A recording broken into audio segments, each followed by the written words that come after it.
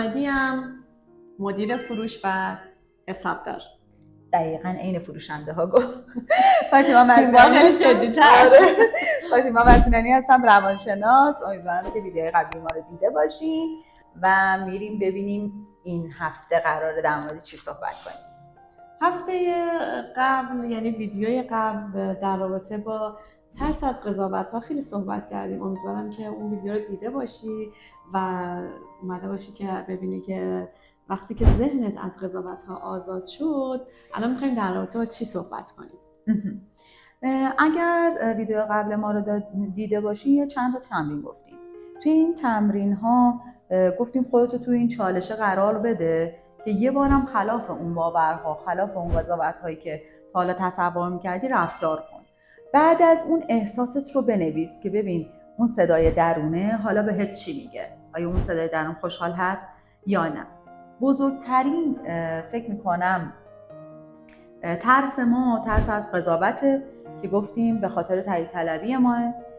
و اما اگر من بتونم مواجهه بشم با ترس از قضاوت‌ها و بتونم از این بندش، از این زندونش آزاد بشم، میتونم یه رگه‌هایی از اعتماد به نفس رو توی درون خودم تجربه کنم. امروز میخوایم در رابطه با اعتماد به نفس درون خودمون صحبت کنیم. اعتماد به نفس داشتن خیلی مهمه توی این که تو وقتی اعتماد به نفس داشته باشی دیگه یعنی خودتو دوست داری. ما تو ویدیوهای اول که سفر داشتیم به درون خودمون تا به الان حتما باید یاد گرفته باشیم که خودمون رو دوست داشته باشیم. وقتی خودمون رو دوست داریم بس الان تو این ویدیو میایم کار میکنیم روی اعتماد به نفسمون. البته میدونی مهندس، من خیلی از مراجعان وقتی میشینم میگم خودتو دوست داری میگه آره خیلی، ولی وقتی ازش الماناشو میپرسم میگم خب برای خودت چیکارا کردی؟ بعد میگه خب این نشد چون مامانم نخواست، این نشد چون بابام، این نشد چون جامعه نذاشت، این نشد چون من یه مادرم، این نشد چون من یه خانومم. و وقتی مواجهش میکنم این که تو دوست داشتی خودتو دوست داشته باشی، در واقع داشتی تو اون پوزیشن نقش بازی می‌کردی که دوست دارم خودم رو دوست داشته باشم.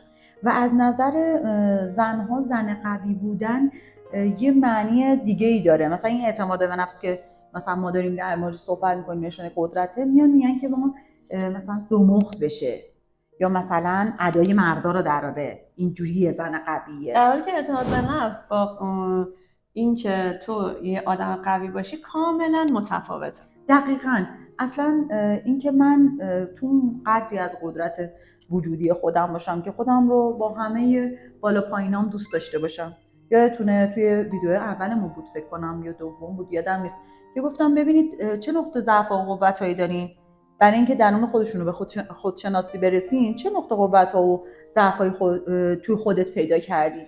و این منافات داره. اکثر ماها وقتی مخصوصا ما خانوم‌ها میریم تو فایل اعتماد به نفس، نقش اون مادر فداکاره، زن با گذشته، زنی که مثلا قانع باشه، این میاد مقابله میکنه و من تبدیل میشم به یه آدمی که دائم سرخوردم، دائم به بقیه دارم خدمات میدم و نور وجودی خودم و این عشق وجودی خودم رایگان در اختیار همه میدم و به جای اینکه این نور رو پررنگ‌تر کنم، واضح‌تر کنم، میام خاموش‌ترش میکنم. مثل پاور بانکی که به همه دارم خدمات میدم ولی از هیچ جایی شارژ نمیشم و همه دارن از این مثل یه تیکه آهنربایی که من دارم به همه یه تیکه میدم.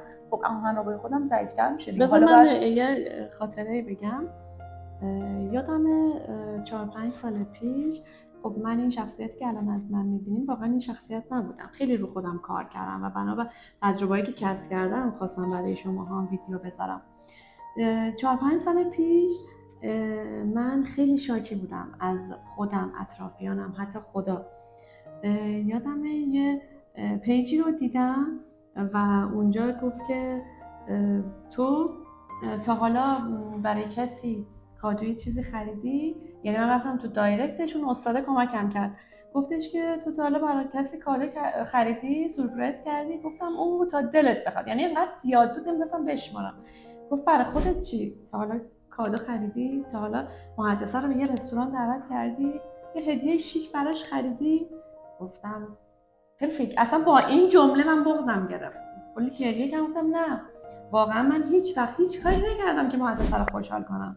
عین اون پاور بانکی که فاطیما میگه، یعنی من همه رو خدمات دادم، شارژ کردم، خوشحال کردم بدون اینکه خودم رو در نظر بگیرم. بعد بهم یه تمرین داد که گفتش فردا صبح که بیدار شدی برو جلوی آینه با خودت صحبت کن و خودتو ببوس. این حرف اول برای من خیلی مسخره بود واقعا. بعد من رفتم به خودم گفتم سلام، صبح بخیر، چقدر خوشگل شدی، چقدر پر انرژی. من یه ذره خودم بوس کردم تو آینه. میگم اولش انجام بدم خیلی واقعا برام مسخره بود، این واقعیت. ولی بعد یه ذره بعد بهم گفتش که روز دوم گفت یه لباسی که فکر میکنی، خب من اون تایم با پدر مادرم زندگی میکردم، گفت فکر میکنی که از نظر اونا خیلی قشنگه بپوش و برو این بار پر انرژی تر سلام صبح بخیر بگو.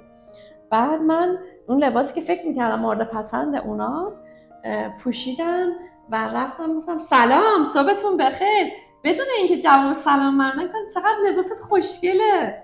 بعد من انقدر حس خوب کردم، یعنی همینجوری این تمرین‌ها رو که انجام دادم واقعا دیدم چقدر اعتماد به نفسم خوب شد. رسید به فکر کنم چند ماه بعد تولدم بود، برای اولین بار اسکورانی که سالها بود خیلی دوست داشتم برند بود بخرم و برای خودم خریدم و رفتم کافه نشستم، اون رو به خودم هدیه دادم، برای خودم تولد گرفتم. تولدی که اولین بار تنهایی برای خودم داشتم جشن میگرفتم.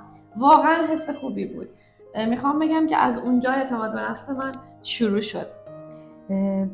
شاید وقتی شما از پشت دوربین میشنوین این حس به انتقال پیدا نکنه، ولی همون قدری که الان محدثه این هیجان رو داشت تجربه کرد، واقعا به منی که کنارشم این منتقل شد که یه روزی یه جایی توی یه سنی من به این برسم که من با ارزشم، یه جایی یه سنی توی یه موقعیتی، توی یه زخمی، توی یه تلنگری به این برسم که من ارزشمندم و من کافیم و من لازم نیست برای اینکه خودم رو بسازم برم قله قاف دنبال نمیدونم. من اینو تجربه کردم. یادم اولین کتابم که میخواستم بنویسم یه استادی داشتیم، استاد محمدی، میگفت چرا شروع نمی‌کنی؟ و اون کمالگرایی تای طلبه‌ای که توی ویدیوهای قبلی صحبتشو کردیم نمیذاش. میگفتم باید یه چیزی بی‌نقصی باشه، یه چیزی باشه که اصلا توش اصلا هیچ چیزی در نیاد، یعنی عالی باشه. خب اولین قدم رو بردار، بعد تو بعدی و بعدی اینو تصحیحش میکنی. این اولین قدم رو برداشتن واقعا سخت بود که من بخوام اولین قدم رو بردارم و به اون اندازه ای از توانایی با این تکرار تمرین برسم که من به یه خودباوری پیدا کنم. این فرق داره ها، یعنی این مفهوم اعتماد به نفس با خودباوری دو تا مفهوم جدا. قوی بودن واقعا کلا مفهوم جدا داره. اعتماد به نفس و قوی بودن اینجوری نیست که من الان اعتماد به نفس دارم بس چون آدم قوی هستم یا قرار آدم قوی بشم، نه. آره. واقعا دو تا مسئله کاملا جداست. دقیقاً اعتماد به نفسم این نیستش که من بگم خب من چون مثلا فلان موضوع دارم. اعتماد به نفس میتونه توی رگه‌های مختلفی از من، مثلا شاید من اعتماد به نفس رو رانندگی داشته باشم توی نقاشی نداشته باشم، اعتماد به نفس توی مثلا خونه‌داری توی آشپزی داشته باشم توی مثلا خونه‌داری نداشتم، تو بچه‌داریتون تو احتمال داره توی توانمندی هام من توی یکیش اعتماد به نفس بالایی داشته باشم ولی توی یکیش اعتماد به نفس پایینی داشته باشم. بعد خودباوری مفهومش یه چیزی فراتره. اعتماد به نفس یعنی من خودم رو بشناسم و بپذیرم با همه اون کم و کاستی‌های خودم. ولی خودباوری یعنی که من در عین حال بازم خودم رو دوست دارم. شاید تو این کار شکست خوردم، شاید تو این موضوع کارای خوبی رو ندیدم، مثلا عالی نبودم، پرفکت نبودم، ولی بازم خودم رو دوست دارم و خودم رو قبول کنم، خودم رو باور کنم، میشه خودباوری. مفهوم عزت نفس که من اون همه اون داشته هامو، همه اون چال و چوله هامو، همه اون نقطه‌های قوت و ضعفمو میبینم و دوستشون دارم. شاید من آدم عصبی‌ام، لازم باشه تو جاهایی که وقتی خودم رو بشناسم و اون دفترچه راهنمایی که در موردش صحبت کردیم داشته باشم، من میدونم آدم عصبی من توی دعوا وارد نشم بهتره. چرا؟ چون عصبی میشم، احتمال داره پرخاش کنم، احتمال داره از کوله در برم و به من کمک میکنه که چطور آرامش بیشتری رو تجربه کنم، احساس بهتری رو تجربه کنم. به نظر من بیایم یه لیست تهیه کنیم، مثلا 2 بخشش کنیم. یکیش که تا الان چطوری زندگی کردم، باورهام چی بوده و باورهای جدیدمو بنویسم که اگر الان این کارو بکنم یه آدم یه ورژن جدید، یه با اعتماد به نفس بهتری و یه آدمی که قویه و میتونه رو پای خودش وایسه بدون اینکه محتاج کسی باشه، اینا رو تفکیک کنیم، جدا کنیم و بشینیم روش کار کنیم. دقیقاً. اصلا تمرین من برای یعنی تا هفته و یا تا ویدیو بعدی همین بود. یکی از تمرینایی که فکر میکنم همونجور که مهندس نتیجه گرفته شما میتونید نتیجه بگیرید، جلو آینه رفتنه. چقدر از هیکلم راضیم. ببینید ریشه بی‌اعتمادی توی خانوم‌ها یه ریشه قوی داره، به حساب اینکه من باید به عنوان همه جوره من تایید بشم، من همه جوره شیک و خانوم و فلان باشم، چرا منو ببینن، منو بخوان، منو دوست داشته باشن. یه قدم برم عقب‌تر، به این فکر کنم که خودمو دوست دارم، خودمو میپذیرم با همین جوشام، با همین چروکام، با موی سفیدم، با دماغ گندم، صدام. خیلی همون توی وایس که میفرستیم بعدا خودمون گوش میکنیم احساس میکنیم یه آدم غریبه. دقیقاً. یعنی انقدر گوش بدید بذارید براتون عادی بشه، صدای شما همونه، یعنی مخاطب وقتی میشنوه همونه و چون خودت صدای خودت رو نمیشنوی برات غریب میاد. دقیقاً.